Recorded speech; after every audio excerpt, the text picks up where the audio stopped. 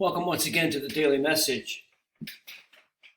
Again, today I'm going to be discussing a passage from the Gospel of Matthew in such a way that it highlights what makes Matthew different from the other three canonical Gospels. So today I want to talk about the Sermon on the Mount.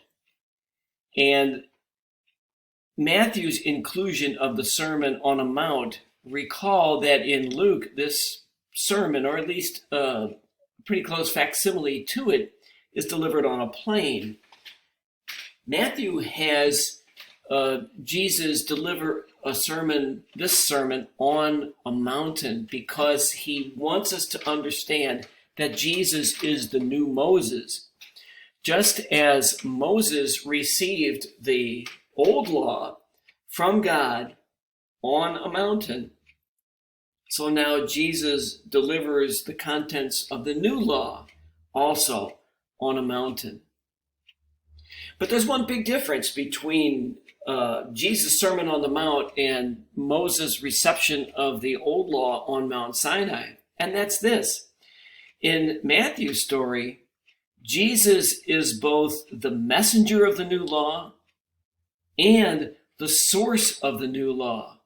So notice as we go down further in the sermon, Jesus says this: "You have heard that it was said to the people long ago, 'You shall not murder, and anyone who murders will be subject to judgment.'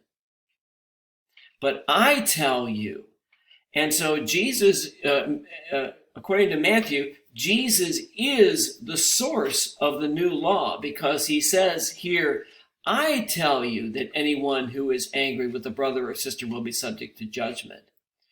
He says later, "You have heard that it was said in the old law, 'You shall not commit adultery.'" And then he says again, "But I tell you," in the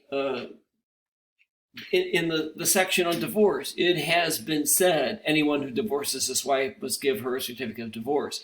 But I tell you," once again and again and again, Matthew wants us to be sure to know that it is Jesus himself who is not just the messenger of this new law, but is also the source of the new law.